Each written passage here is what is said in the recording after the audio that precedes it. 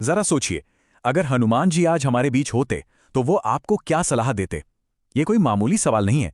सच कहूं तो ये हमारे उस सदियों पुराने पौराणिक ज्ञान और आज की इस भागदौड़ भरी जिंदगी की चुनौतियों के बीच का एक बहुत ही शानदार पुल है। आज के टाइम में हम सब कभी ना कभी किसी गहरे संकट या मुश्किल में फंस ही जाते हैं, राइट? ऐसे में ये सोचना अपने आप में बहुत अद्भुत है कि इतने महान महाकाव्य से हमें आज की इन प्रॉब्लम्स से निपटने के लिए क्या अचूक रणनीति मिल सकती है। तो चलिए इस विचार में थोड़ा गहराई से उतरते हैं। पता है, 90% लोग जब किसी मुश्किल में फंसते हैं ना, तो वो एक बहुत बड़ी गलती कर बैठते हैं। जब भी लाइफ में अचानक से कोई बहुत बड़ी चुनौती सामने आकर खड़ी हो जाती है, तो हमारी पहली और डिफ़ॉल्ट रिएक्शन क्या होती है? घबराहट। लोग एकदम से पैनिक करने लगते हैं और अपना पूरा फोकस खो देते हैं। पहली नज़र में देखा जाए तो ये काफ़ी नेचुरल भी लगता है, लेकिन यहां समझना ये ज़रूरी है कि ये पैनिक सिचुएशन को सुधारने के बजाय उसे और भी ज़्यादा बिगाड़ देता है। असल में समस्या उतनी बड़ी नहीं होती जितना बड़ा ये पैनिक उसे हमारे दिमाग में बना देता है। लेकिन बस यहीं रुक जाइए। स्टॉप।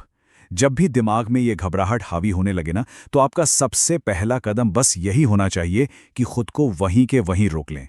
ये बहुत ही ज़्यादा क्रिटिकल है कि आप पैनिक वाले उस रास्ते पर एक कदम भी आगे ना बढ़ाएं। इस बहुत ही कॉमन गलती को काउंटर करने के लिए हमारे पास एक अल्टीमेट स्ट्रैटेजी है, एक ऐसी अचूक रणनीति जो सीधे हमारी पौराणिक कथाओं के सबसे महान नायक से हम तक पहुंचती है। और इस बात को पूरी तरह से समझने के लिए हमें रामायण की उस सबसे बड़ी घटना के बैकग्राउंड में जाना होगा, यानी सीता माता की खोज। ये एक ऐसा महाकाव्य जैसा मिशन था जो उस समय के हिसाब से लिटरली असंभव सा लगता था। जरा इस अभियान के प्रेशर को महसूस करके देखिए। पहले दिन जब मिशन की शुरुआत हुई तो सामने एक विशाल समंदर था और कंधों पर एक बहुत ही भारी जिम्मेदारी। 15वें दिन तक आते आते हर तरफ सिर्फ और सिर्फ मुश्किलें ही थीं। अनजान दुश्मन, मायावी राक्षस, रास्ते में हर जगह ऐसी ऐसी रुकावटें आईं जो किसी भी आम इंसान को तुरंत वापस लौटने पर मजबूर कर दें। और फिर 30वां दिन, हार ना मानने की वो अटूट जिद। अकल्पनीय मुश्किलें होने के बावजूद ये टाइमलाइन सिर्फ बीते हुए समय को नहीं दिखा रही है, बल्कि ये उस इनक्रेडिबल मानसिक मजबूती को दिखाती है जो अंत तक डटी रही। अब यहां ध्यान देने वाली बात यह है कि बाहरी चुनौतियां तो अपने चरम पर थीं, लेकिन असली लड़ाई दिमाग के अंदर लड़ी जा रही थी। ये वो अटूट संकल्प है जो तब काम आता है जब सब कुछ आपके खिलाफ जा रहा हो। बाहरी मुश्किलें चाहे कितनी भी विशाल क्यों ना हो, आपके अंदर की ताकत हमेशा उनसे कहीं ज्यादा बड़ी होनी चाहिए। और यहीं से हमें वो सबसे बड़ा लेसन मिलता है।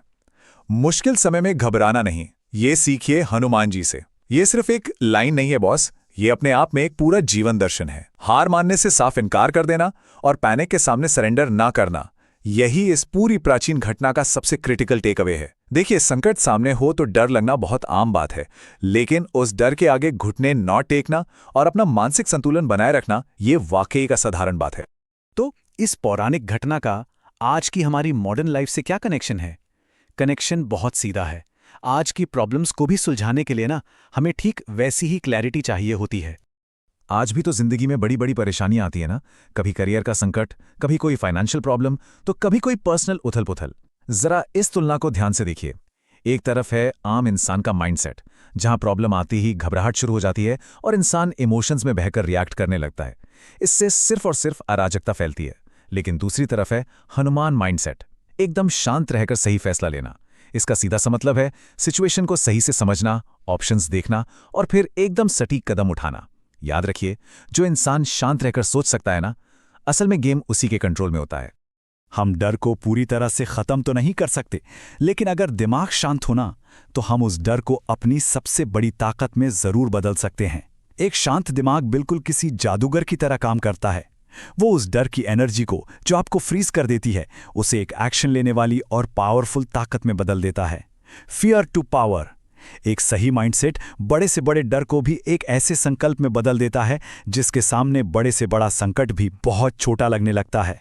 और यही वजह है कि इसे किसी भी बड़ी प्रॉब्लम से बाहर निकलने का अल्टीमेट फॉर्मूला माना जाता है, जीत की बिल्कुल पहली सीढ़ी। इस कॉन्सेप्ट को थोड़ा गहराई से समझते हैं। संकट में धैर्य, इसका मतलब है मुश्किल से मुश्किल वक्त में भी खुद को कंपोज्ड रखने का एक स्ट्रेटेजिक डिसीजन, जो आपको सही फैसले लेने की आज़ादी देता है और आपकी आखिरी जीत को पक्का करता है। अब यहाँ एक चीज़ समझना बहुत ही क्रिटिकल है। धैर्य का मतलब यहाँ हाथ पर हाथ रखकर बस इंतजार करना नहीं है, बिल्कुल नहीं। धैर्य एक बहुत ही एक्टिव और स्ट्रेटेजिक पोस्चर है। ये तूफान के बिल्कुल बीचों बीच पूरी शांति से खड़े होकर अपने अगले सही कदम की प्लानिंग करने का नाम है। तो इस विचार को हमेशा के लिए अपने जहन में सेट कर लीजिए। संकट में धैर्य मतलब जीत की पहली सीढ़ी। ये एक ऐसा फॉर्मूला है जो कभी भी कहीं भी फेल नहीं होता। किसी भी विपत्ति पर विजय प्राप्त करने का एकमात्र सच्चा तरीका यही है कि आप धैर्य में मास्टर बन जाएं। जब मुश्किल समय में घबराहट को साइड में रखकर शांत दिमाग से सही फैसले लिए जाते हैं ना, तो दुनिया का कोई भी संकट ऐसा नहीं है जिसे पार ना किया जा सके। तो अगली बार जब कोई बड़ी प्रॉब्लम आपके सामने आए तो आप क्या चुनेंगे? वो पैनिक जो सब कुछ बिगाड़ देता है, या फिर वो धैर्य जो जीत की एक मजबूत नींव रखता है? इसी गहरे सवाल के साथ आज की इस चर्चा को हम यहीं रोकते हैं। सीखते रहिए और हमेशा आगे बढ़ते रहिए।